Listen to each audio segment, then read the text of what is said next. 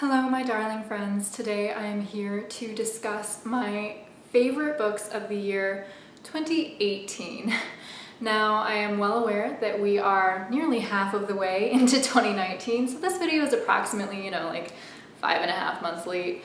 But I really wanted to talk about some of the books that I read in 2018 because I had a really good reading year. I just had a really crazy, wild, eventful year. When I first started making these yearly videos, I would do the number of books that correlated to the year number post 2000. So if it was 2012, I did top 12 books. Now that we're at 2018, well, we're in 2019, but now that I'm discussing 2018, I thought 18 books might be a wee bit excessive. So I decided to go with my top 7 books.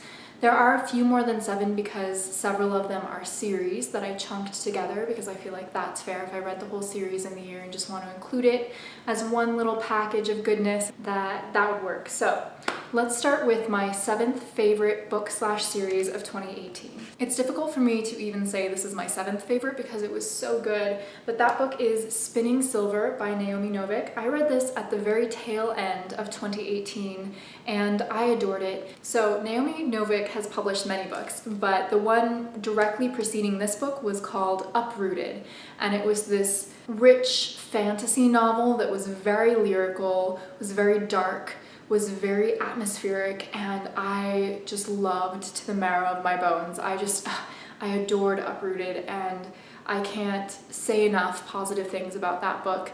And that book was centered around the Rapunzel fairy tale, and it was a retelling, but very loosely with Russian influences. And this book is a retelling of the Rumpelstiltskin story with Russian influences, and it was just incredible. So if I really had to pick, I would say that I prefer Uprooted to Spinning Silver, but Spinning Silver was still really, really good. So this story essentially follows 3 distinct young women in this Russian-esque setting who are trying to step into their own power. This is really a story about female empowerment and how these girls who were expected to do as they were told and to not stand up for themselves and to not contribute in a meaningful way to the community or to their country really pushed past all of those boundaries to become these intensely important women and intensely powerful women in their own unique ways. And I really, really appreciated that. And they all came from different backgrounds. They all had different goals in mind, different challenges they needed to overcome. And it was just, it was a really special story. Just as Uprooted was, this book is incredibly atmospheric. You really feel the cold of the winter seeping into your bones. And, coming from Alaska, I know winter. So this was really well done, and I would highly recommend both of these books by Naomi Novik. The next books that I want to talk about are Scythe and Thunderhead by Neal Shusterman. Now, I listen to these books on audiobook, so I don't have them in my hands, but these audiobooks really, really drew me in. And I'm sure that it was a combination of the audio narration and the words that Neal Shusterman put down. This is just such an interesting story. It's based in this world that is a near future version of our own society where medically people figured out how to stop dying. And so the population just boomed in a really terrible negative way, such a strain on resources, impossible to keep going.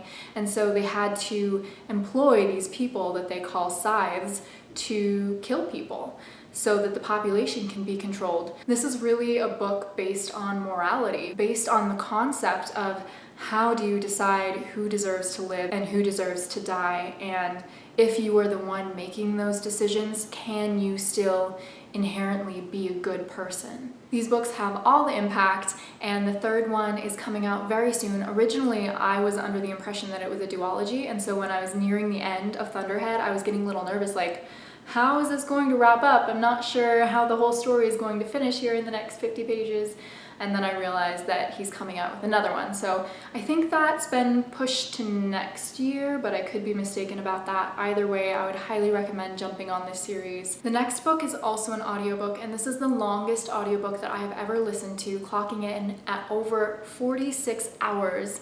This is also the very first audiobook that I listened to on Audible. years and years ago. I think it was, God, probably 7 years ago or something now, when I first got an Audible subscription, I downloaded 1Q84 by Haruki Murakami. Now, Murakami is a Japanese author who likes to write dense, long, surrealist works. The first time that I tried reading this, I only got about 10 hours into the audiobook, so like a traditional book length. And I never finished it because at the time it confused me, and I gave it another go this year, and I'm so grateful and happy that I did.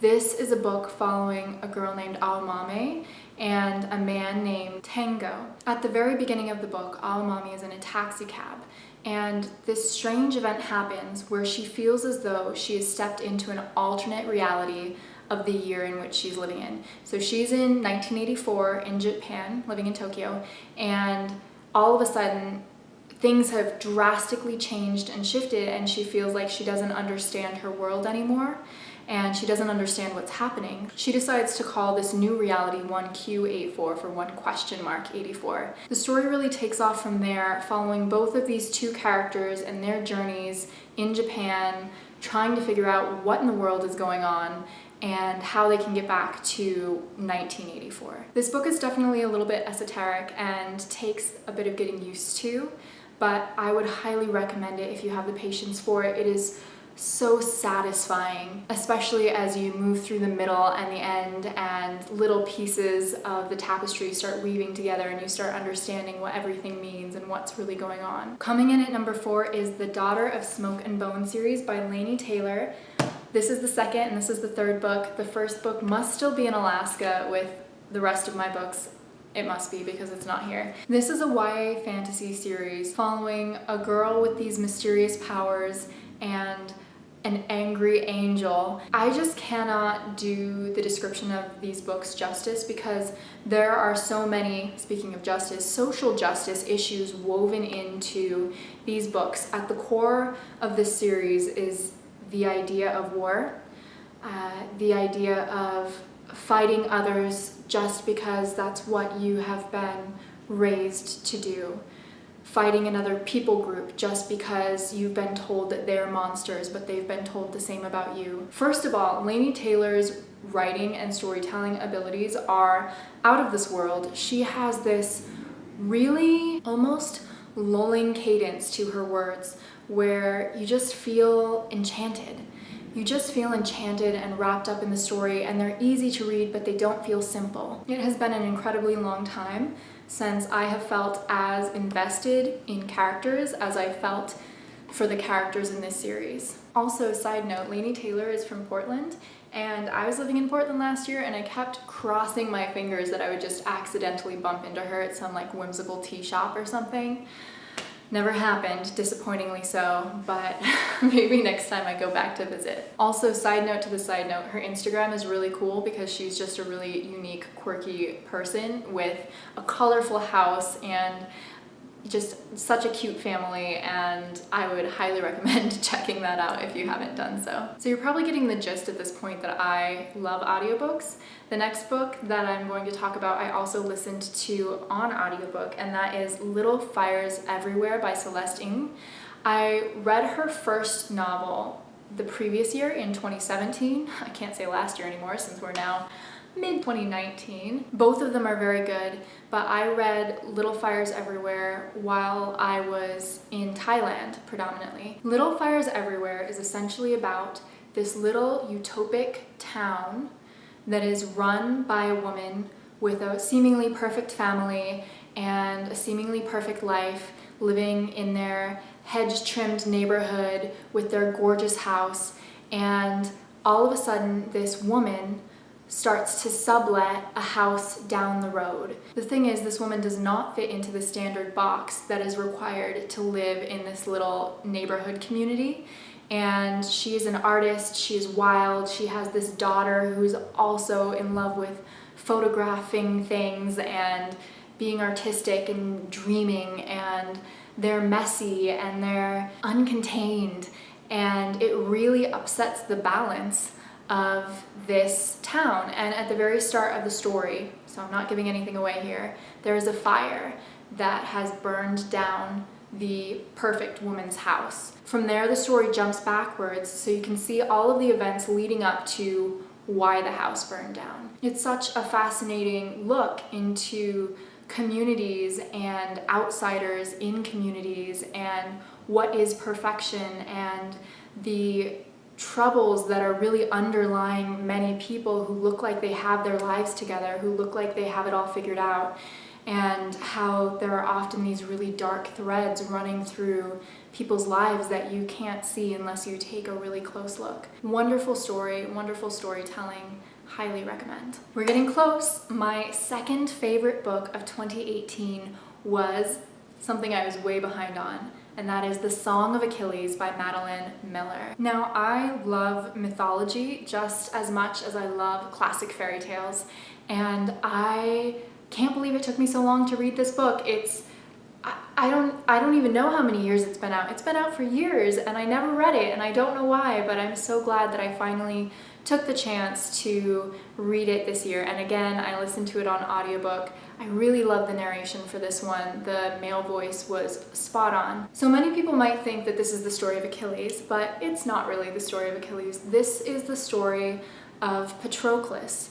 So in the Iliad, there's a side character named Patroclus who was Achilles' close friend, confidant, and he really didn't get much screen time in the original epic, but he has been a character that's been speculated about a lot for the question of whether or not he was actually Achilles' lover. This is the story of a really good man, starting as a boy, but growing into a man, who unconditionally supports someone who is not a really good man. And the moral dilemmas that come with that, the moral dilemmas that come with loving someone who doesn't have your best interest at heart, loving someone who is incredibly arrogant, loving someone who cares about fame and glory more than doing what's right, and how that affects a person. God, it was just so good. I can't recommend it enough.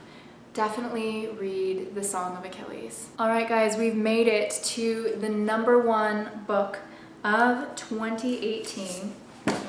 It's actually a series, and that is the Darker Shade of Magic series by V.E. Schwab. I actually had the immense honor to meet Victoria Schwab at a book signing this previous year when she came out with a different book called Vengeful.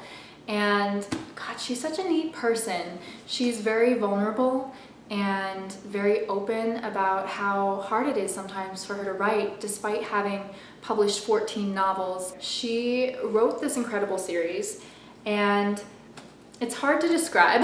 You probably have heard of it before. It's essentially about 4 parallel worlds and a man who can walk between them. At the start of this book series, the main character, Kel, steals something or removes something from one London.